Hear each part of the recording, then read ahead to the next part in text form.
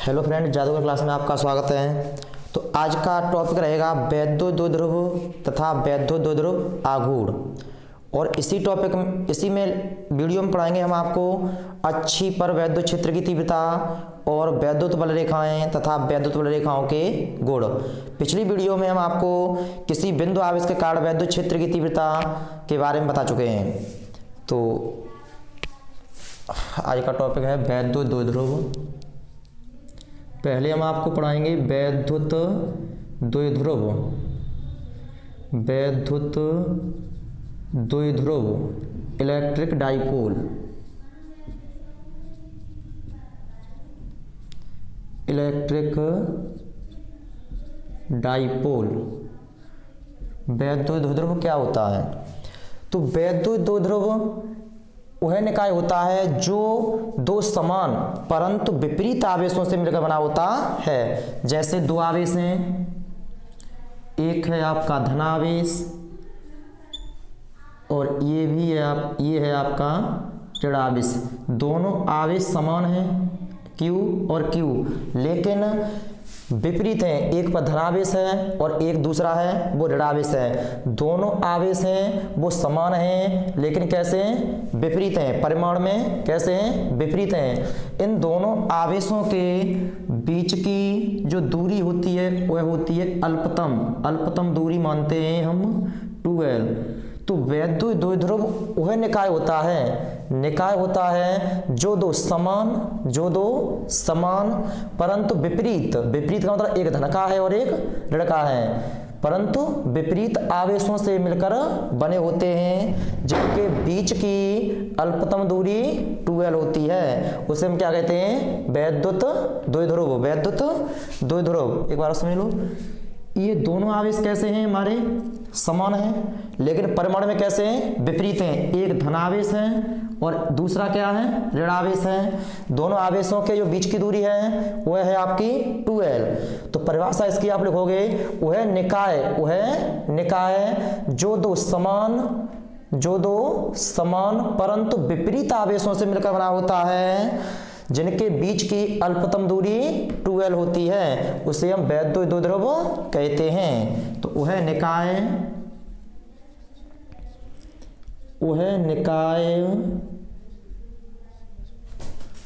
जो दो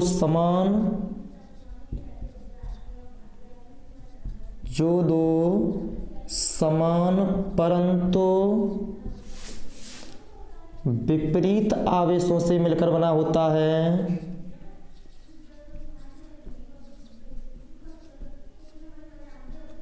आवेशों से मिलकर बना होता है तथा जिनके बीच की अल्पतम दूरी 2L होती है, तथा जिनके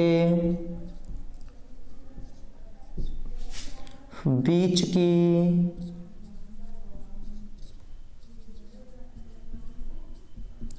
अल्पतम दूरी 2L होती है, वैद्युत द्विध्रुव कहलाता है। वैद्युत द्विध्रुव कहलाता है। वैद्युत द्विध्रुव कहलाता है। ये चित्र बना लोगे, डेफिनेशन लिख लोगे। उसके बाद में अब हम बताएंगे आपको वैद्युत द्विध्रुव आघूर्ण इलेक्ट्रिक डाइपोल मोमेंट। हम आपको बताएंगे वैद्युत द्विध्रुव आघूर्ण। वैद्युत द्विध्रुव आघूर्ण। वैद्युत द्विध्रुव आघूर्ण क्या होता है? इंग्लिश में से बोलते हैं इलेक्ट्रिक डाइपोल मोमेंट।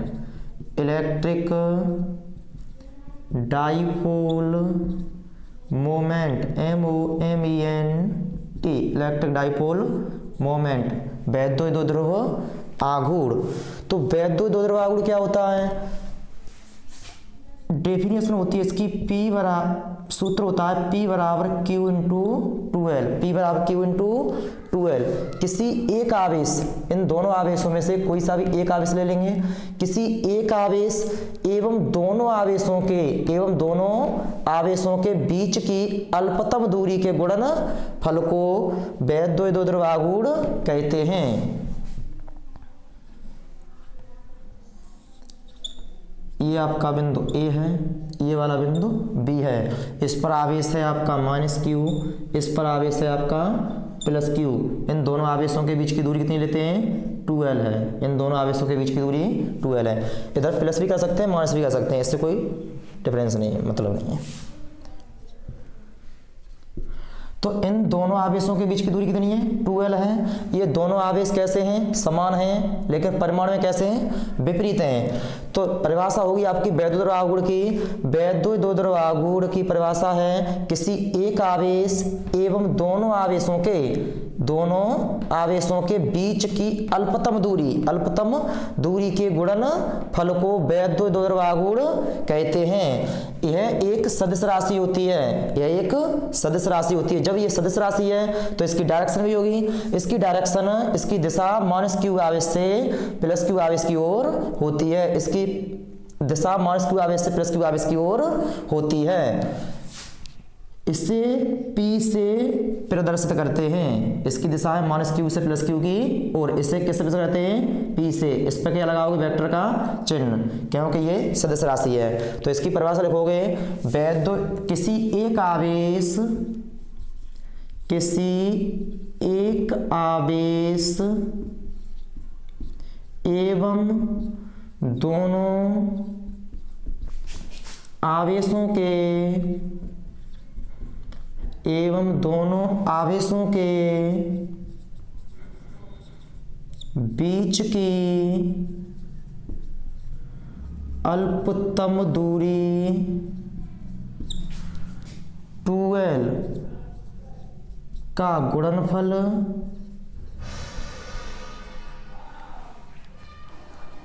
वैद्युतद्रव्य आघूर्ण कहलाता है।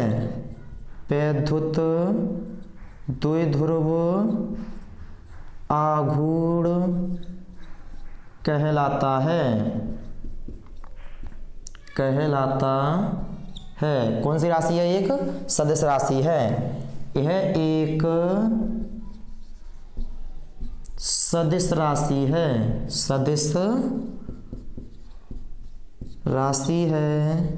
इसे P से प्रदर्शित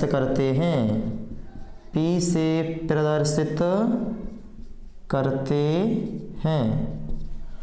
किसी एक आवेश एवं दोनों आवेशों के बीच की अल्पतम दूरी का गुणनफल वैद्युतद्रव्य आघूर्ण कहलाता है। यह एक कैसी राशि है? सदिश राशि है। इसे P से प्रदर्शित करते हैं। फॉर्मूला ये है वैद्युतद्रव्य आघूर्ण P बराबर Q इंटू 2L। इसका मात्रक है आपका,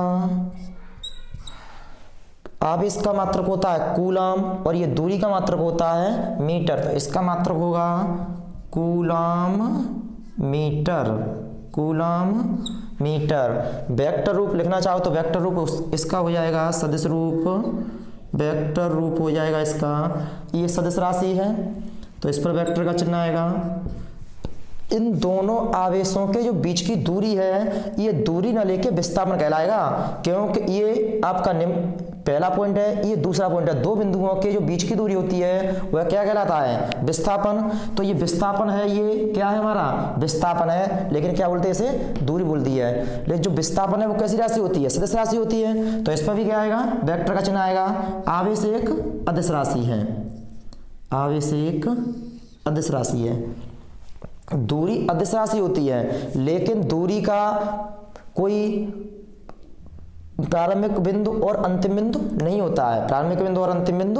होता है। लेकिन इसमें प्रारंभिक बिंदु भी है और अंतिम बिंदु है। दोनों बिंदुओं के बीच की जो दूरी है वह क्या है? 2L है। लेकिन यहाँ दूरी डेफिनेशन में हमने दूरी लिख दी है, लेकिन ये क्या होगा? विस्थापन होगा। इसलिए इस पर क्या लगाते हैं? वेक्टर का चिन्ह लगाते हैं इस पर। इसकी विमा है आपकी आवेश की विमा क्या होती है, AT। दूरी की विमा क्या होती है, दूरी, लंबाई, विस्थापन सबकी विमा क्या होती है, L। तो इसकी विमा हो जाएगी ATL, ATL। ये हो गई इसकी विमा। उदाहरण देख लो इसके, HCl, NaCl, HBr, H2O। और भी हैं इसके, जैसे एक H धन का है और Cl ऋण का है, यहाँ समझ सकते हो। H धनायन है और Cl कितना होगा, ऋणायन होगा। तो ये क्या दर्शाएगा, ये वैद्युत ध्रुव आघूर्ण। ऐसे ही Na धनायन होगा, Cl कैसा होगा, ऋणायन होगा। तो ये भी क्या बताएगा, वैद्युत ध्रुव आघूर्ण। तो ये वैद्युत ध्रुव आघूर्ण के क्या है, एक उदाहरण है आपके, नोट कर लो इसे।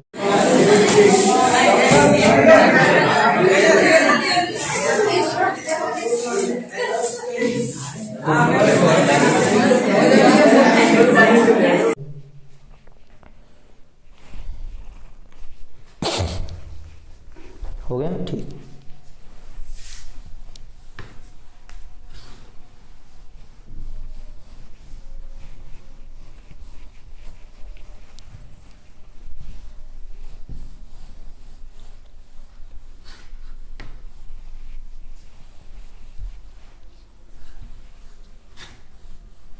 नेक्स्ट हेडिंग है आपकी वैद्युत बल रेखाएं तथा इनके गुण।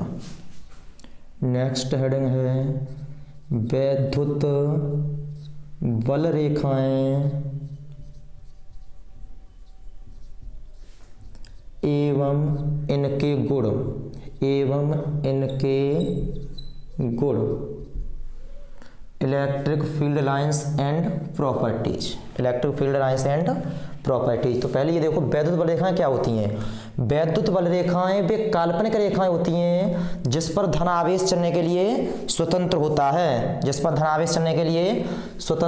है, उन्हें हम वैद्युत बल रेखाएं कहते हैं।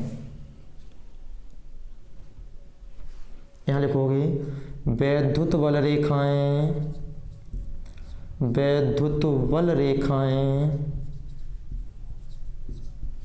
वे काल्पनिक रेखाएं होती हैं,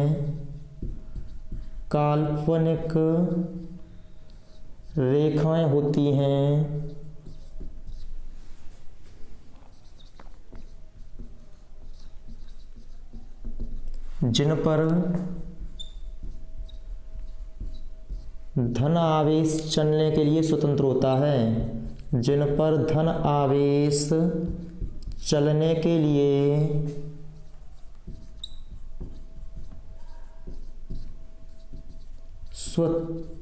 होता है,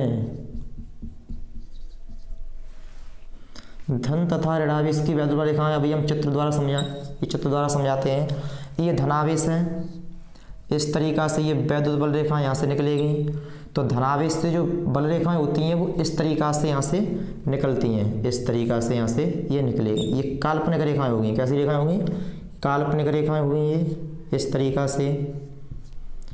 और जो ऋण की जो वैद्युत बल रेखाएं होती हैं, अगर यहाँ ऋणावेश है तो वैद्युत बल रेखाएं इसके अंदर प्रवेश करती हैं, इस तरीका से ये डायरेक्शन होगी। तो वैद्युत बल रेखाएं वे काल्पनिक रेखाएं होती हैं जिस पर धन आवेश चलने के लिए स्वतंत्र होता है। धनावेश वैद्युत बल रेखाएं धन से किधर जाती हैं, ऋण की ओर प्रवेश करती हैं। तो वैद्युत बल रेखाएं वे काल्पनिक रेखाएं होती हैं जिन पर धन आवेश चलने के लिए स्वतंत्र होता है। धन तथा ऋण आवेश की वैद्युत बल रेखाएं चित्र में दर्शाई गई हैं। धन तथा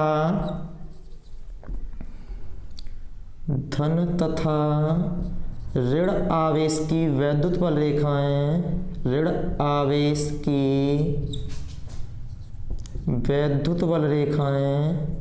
बल रेखाएं चित्र में दर्शाई गई हैं, चित्र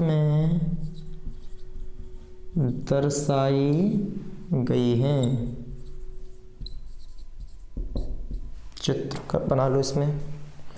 अब इनके गुण बताएंगे, क्या बताएंगे इनके गुण। गुण नंबर फर्स्ट, जो वैद्युत बल रेखाएं होती हैं वो धनावेश से चलती हैं और ऋणावेश की ओर प्रवेश होती हैं,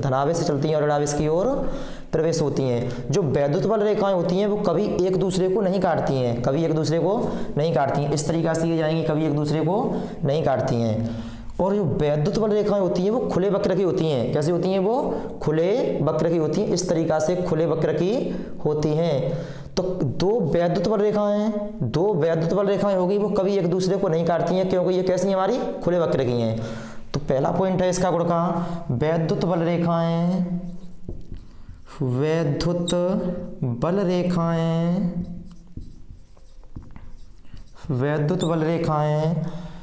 धन आवेश से चलकर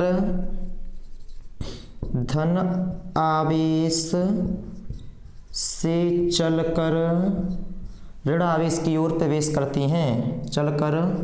ऋण आवेश की ओर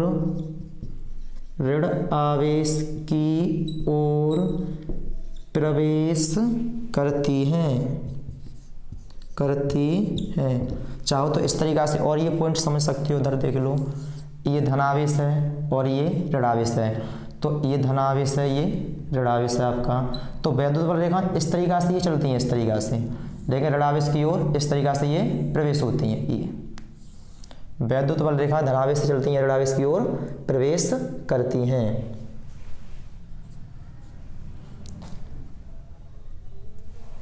दूसरा पॉइंट है, वैद्युत बल रेखाएं कभी एक दूसरे को नहीं काटती। खुले वक्र की हैं, इस तरीक़ा से ये वैद्युत बल रेखाएं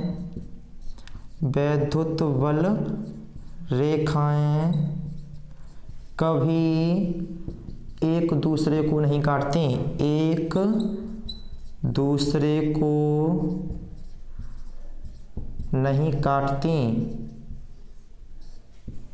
तीसरा पॉइंट है, वैद्युत बल रेखाएं जहाँ पास पास होती हैं वहाँ वैद्युत क्षेत्र प्रबल होता है। जैसे यहाँ ये वैद्युत बल रेखाएं वो कैसी हैं, यानी कि बीच की दूरी कैसी है? कम है। तो यहाँ पर जो वैद्युत क्षेत्र होगा वो कैसा होगा? ज़्यादा होगा, प्रबल होगा। यहाँ वैद्युत क्षेत्र कैसा होगा? दुर्बल होगा, क्योंकि ये वैद्युत बल रेखाएं कैसी हैं? दूर दूर हैं। तो वैद्युत बल रेखाएं जहाँ पास पास होती हैं, जहाँ से ये वैद्युत बल रेखा निकल रही हैं, इस तरीक़ा से, तो यहाँ पर जो वैद्युत क्षेत्र होगा वो कैसा होगा? प्रबल होगा, क्योंकि ये वैद्युत बल रेखाएं यहाँ कैसी हैं? पास पास हैं। तो वैद्युत बल रेखाएं जहाँ पास पास होती हैं वहाँ वैद्युत क्षेत्र प्रबल होता है। वैद्युत बल रेखाएं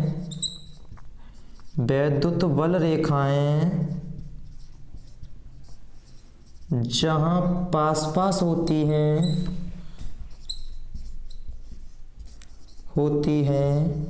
वहाँ वैद्युत क्षेत्र प्रबल होता है।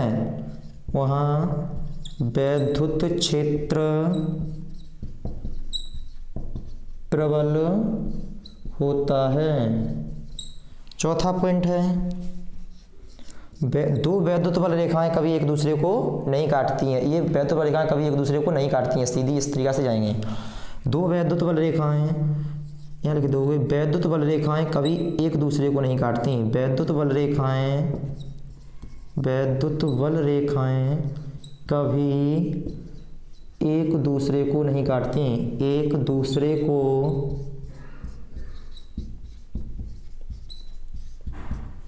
नहीं काटती।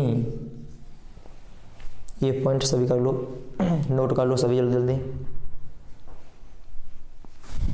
अब हम पढ़ाएंगे आपको वैद्युत द्विध्रुव के कारण वैद्युत क्षेत्र की तीव्रता। वैद्युत द्विध्रुव के कारण वैद्युत क्षेत्र की तीव्रता नेक्स्ट टॉपिक है हमारा, वैद्युत द्विध्रुव के कारण वैद्युत क्षेत्र की तीव्रता।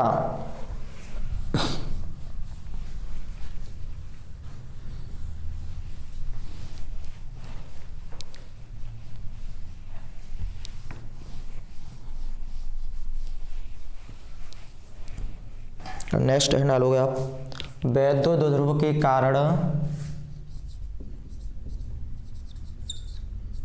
वैद्युत द्विध्रुव के कारण वैद्युत क्षेत्र की तीव्रता।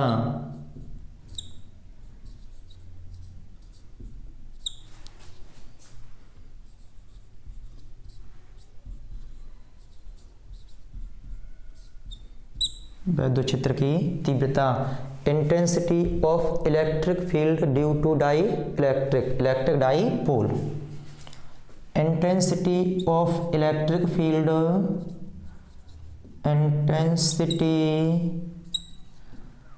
ऑफ इलेक्ट्रिक फील्ड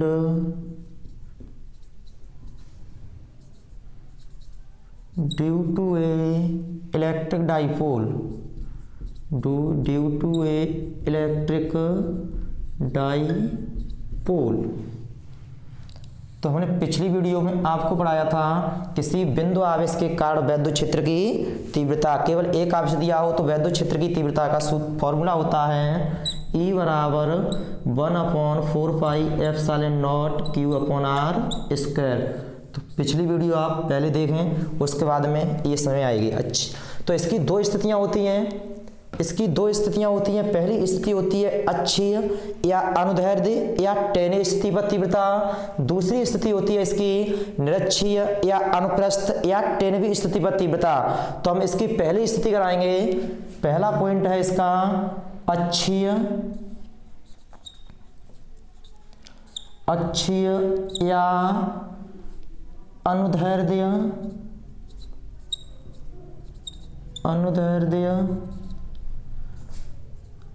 या टेन ए स्थिति पर तीव्रता, टेन ए स्थिति पर तीव्रता एक्सियल, इंग्लिश इसकी लिखना चाहो तो लिख सकते हो,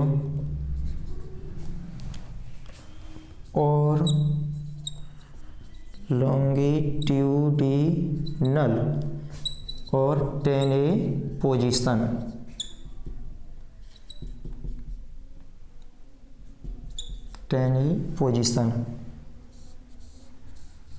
ये तीनों पॉइंट एक ही हैं, अच्छी या अनुदैर्ध्य या टेन ए स्थिति पर तीव्रता।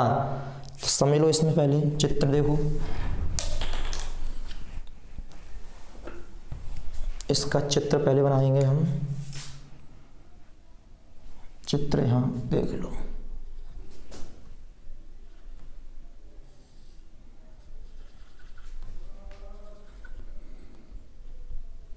ये पॉइंट ए है और ये पॉइंट है आपका बी। यहाँ आवेश है माइनस का क्यू और इधर आवेश है आपका प्लस का क्यू। इन दोनों आवेशों के बीच की जो दूरी मानते हैं वो कितनी मानते हैं? 2L, क्योंकि ये वैद्युत दो द्रवागुण है और हमें जो तीव्रता निकालनी है वो वैद्युत दो द्रवागुण के कारण ही निकालनी है। बीच की दूरी है 2L। अब हम ये पता है, पिछली वीडियो में बता चुके हैं कि वैद्युत क्षेत्र की तीव्रता एक सदिश राशि होती है। इसकी दिशा धनावेश से दूर होती है और ऋणावेश की ओर होती है, धनावेश से दूर होती है और ऋणावेश की ओर होती है। यहाँ इनके बीच का जो मध्य बिंदु है वो O है। O से R दूरी पर बिंदु P है, यहाँ बिंदु P है जिस पर हमें वैद्युत क्षेत्र की तीव्रता ज्ञात करनी है, ये मध्य बिंदु O है। तो ये वाली जो दूरी होगी वो होगी आपकी L और ये वाली जो दूरी होगी वो होगी आपकी L, तब ये दोनों मिलाकर के आ जाएंगी 2L। अब माइनस क्यू आवेश के कारण अगर हम इस बिंदु पर तीव्रता निकालेंगे तो डायरेक्शन किधर होगी? इधर, क्योंकि माइनस क्यू आवेश की ओर दिशा होती है, माइनस क्यू आवेश की ओर तीव्रता की। तो इस आवेश के कारण अगर हम यहाँ तीव्रता निकालेंगे बिंदु P पर तो डायरेक्शन इधर होगी और इसके कारण हम तीव्रता मानेंगे E1। उसके बाद में इस प्लस क्यू आवेश के कारण तीव्रता निकालेंगे इस बिंदु पर तो डायरेक्शन किधर होगी? इससे आगे, इससे दूर, ये है आपकी E2। तो माना दो आवेश माइनस क्यू और प्लस क्यू हैं जिनके बीच की अल्पतम दूरी 2L है, मध्य बिंदु O है, O से R दूरी पर बिंदु P है जिस पर हमें वैद्युत क्षेत्र की तीव्रता ज्ञात करनी है। माइनस क्यू आवेश के कारण तीव्रता कितनी है? E1 है, प्लस क्यू आवेश के कारण तीव्रता E2 है। तो लिख सकते हो इसकी भाषा,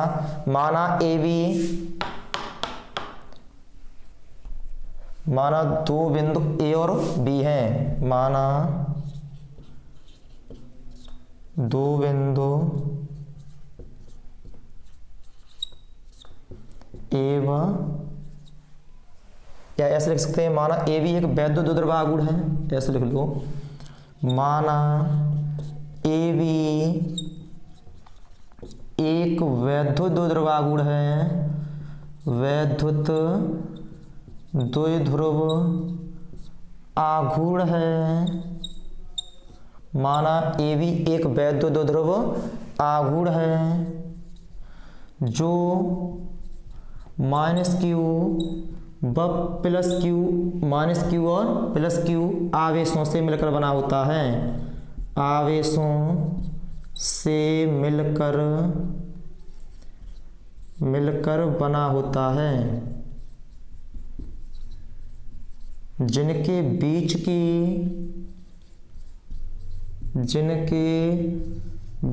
की दूरी 12 है, जिनके बीच की दूरी 12 है।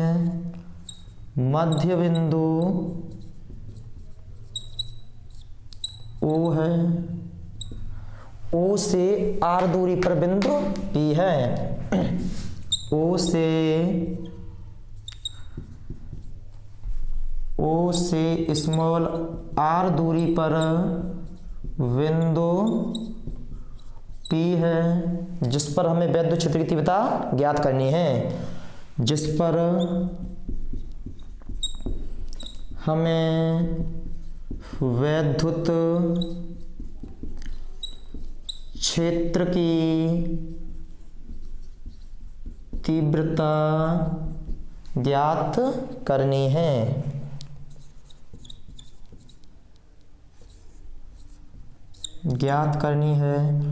हम डायरेक्शन बताएंगे। -q आवेश के कारण बिंदु P पर तीव्रता E1 है। -q आवेश के कारण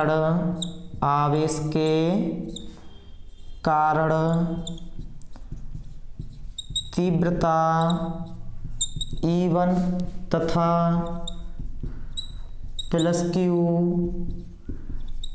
आवेश के कारण तीव्रता E2 है। अब हम ये देखते हैं पहले कि -q आवेश से बिंदु P तक की दूरी कितनी है। तो ये देखो -q से ये बिंदु P की जब हम दूरी निकालेंगे तो यहाँ से O से ये दूरी आ रहा है, तो और ये दूरी कितनी है, L है। तो -q से जो P की दूरी होगी वो R + k L कितनी होगी, R + k L। -q से P तक की दूरी बराबर हो जाएगी आपकी R + k L। अब हम निकालेंगे +q से P तक की दूरी, यहाँ से और यहाँ की दूरी। तो ये दूरी पे पूरी कितनी है, यहाँ से वो से R।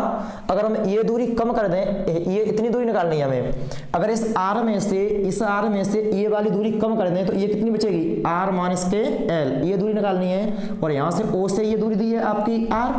हमें ये दूरी अगर हम इसमें से इस पूरी में से ये वाली दूरी कम कर देंगे तो ये कितनी बचेगी, ये दूरी बचेगी R - k L। +q से P तक की दूरी हो जाएगी आपकी R - k L। अब हम निकालेंगे -q आवेश के कारण बिंदु P पर तीव्रता कितनी है, E1। तो एक आवेश के कारण जो तीव्रता का सूत्र होता है वह पिछली वीडियो में बताया था हमने, E = 1/4 पाई ε0 q/r²। तो माइनस चिन्ह यहाँ नहीं आएगा क्योंकि माइनस चिन्ह केवल डायरेक्शन के लिए होता है। तो -q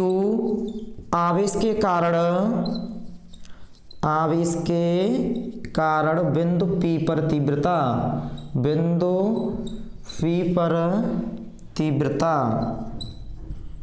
E1 बराबर फॉर्मूला है 1/4 पाई ε0 q/r²। लेकिन -q से और P तक के बीच की दूरी कितनी है, R + k L। तो यहाँ आएगा R + k L का होल स्क्वायर। अब हम निकालेंगे +q आवेश के कारण बिंदु P पर तीव्रता, +q आवेश के कारण बिंदु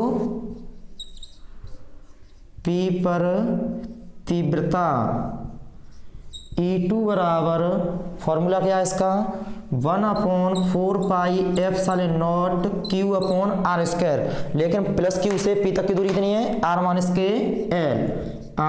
के L का होल स्क्वायर। हमें चाहिए बिंदु P पर परिणामी तीव्रता, बिंदु P पर परिणामी तीव्रता। पहले ये देखते हैं ये दोनों E1 और E2 जो डायरेक्शन है वो कैसी एक दूसरे के विपरीत हैं।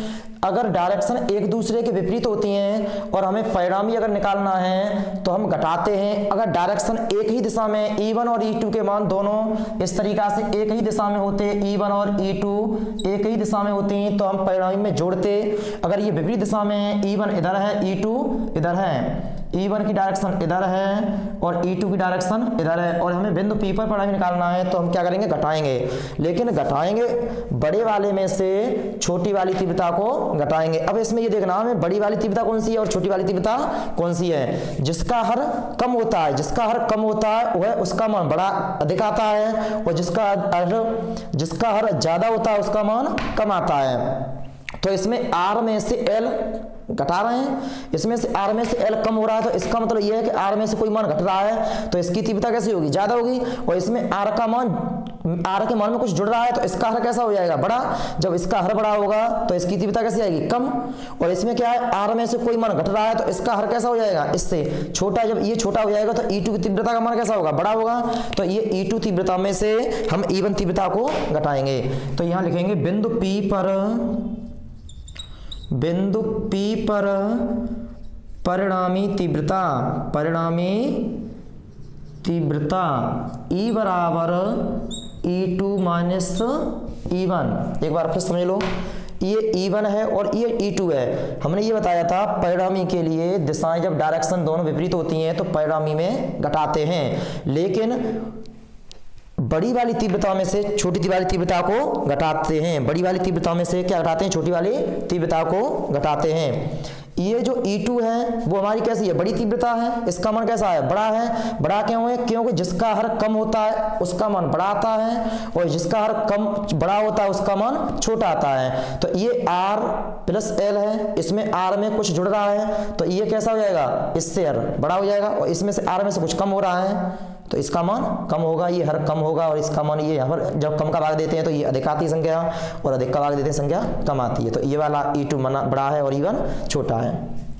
E बराबर E2 का मान कितना है 1/4πε0 Q upon R minus L का होल स्क्वायर माइनस E1 का मान कितना है 1/4πε0 Q अपॉन R प्लस के L का होल स्क्वायर। अब हम ये इसकी कैलकुलेशन करेंगे तो ये आगे वाला आप पहले ऊपर वाला नोट कर लो, बड़ा आर्टिकल है थोड़ा सा, ये ऊपर वाला नोट कर लो, उसके बाद में ये हम ऊपर से करेंगे। हो गया, स्क्रीनशॉट ले लो। ठीक,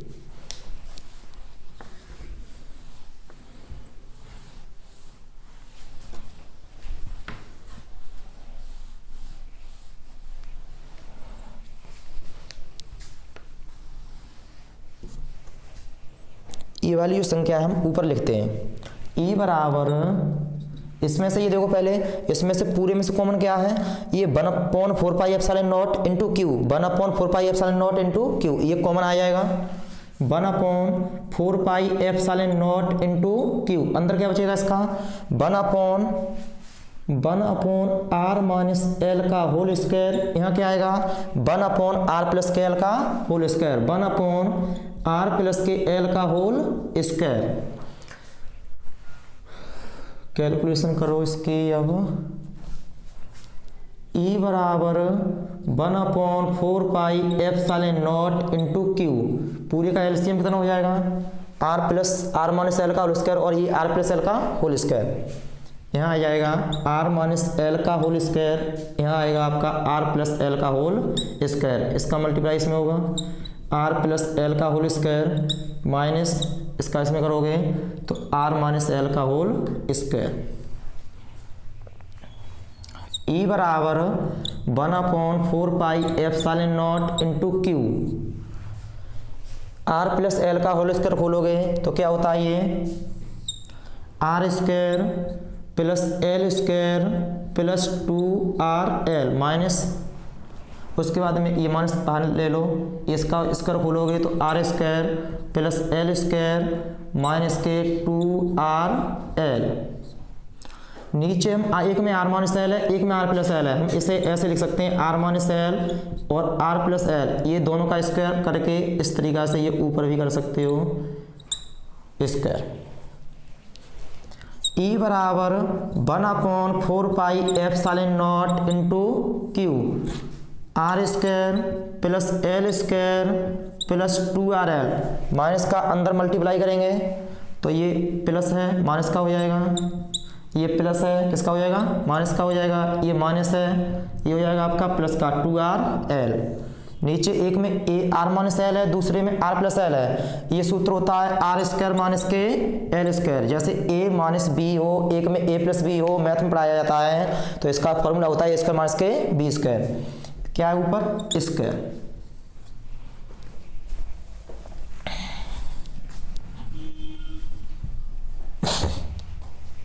ये हो जाएगा ई बराबर 1/4πε0 इंटू क्यू आर स्क्वायर से आर स्क्वायर काट देंगे, हाँ ये सॉरी एल स्क्वायर है ये, ठीक है ये एल स्क्वायर है, ये प्लस का एल स्क्वायर से ये माइनस का एल स्क्वायर काट देंगे। अब ये 2RL और 2RL कितना हो जाएगा 4RL, 4RL। नीचे क्या है आर स्क्वायर माइनस के एल स्क्वायर का होल स्क्वायर। अब हम ये देखते हैं यहाँ 2RL, यहाँ 4RL के स्थान पर हम इस तरीका से ये करेंगे 1/4πε0 इंटू क्यू। इससे 4 को कर सकते हैं 2 इंटू 2, 2 इंटू 2, 2 इंटू 2 और ये 2 दूनी 4 और ये L यहाँ कर देंगे और ये R इधर कर देंगे। तो इसको हमने ये भागों में बांट दिया है, 2 हैं, 2 दूनी 4 और ये RL।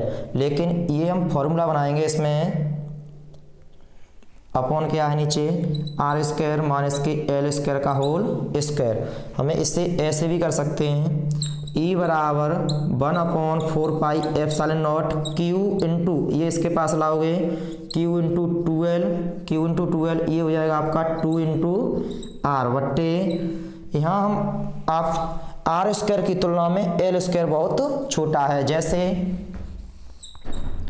ये माइनस क्यू आवेश था और ये प्लस क्यू आवेश था, इनके बीच की दूरी कितनी मानी थी 2L, मध्य बिंदु क्या था O था, ये वाली दूरी L थी, ये वाली दूरी L थी, यहाँ से R दूरी पर क्या था बिंदु P था, जिस पर हमें क्या ज्ञात करनी थी वैद्युत क्षेत्र की तीव्रता।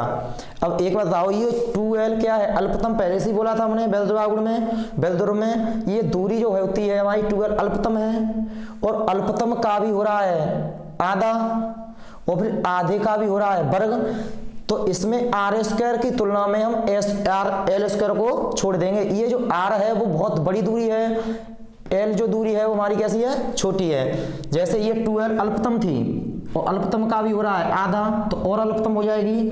अगर हम किसी कम संख्या का अगर वर्ग करते हैं तो संख्या हमारी कैसी आती है कम, और कम आती है। जैसे 0.1 का वर्ग करेंगे तो 0.1 इंटू 0.1 कितना आएगा 0.01।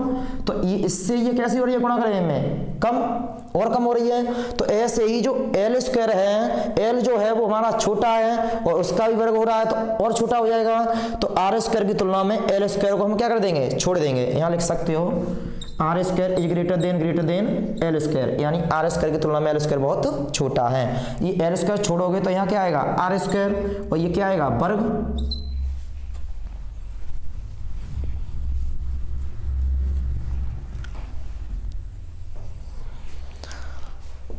Q इंटू 2L क्या पढ़ाया आपको P, E बराबर 1/4πε0 Q इंटू 2L होता है P इंटू 2R बट्टे R की घात कितनी हो जाएगी 2 दूनी 4, R की घात हो जाएगी आपकी 4।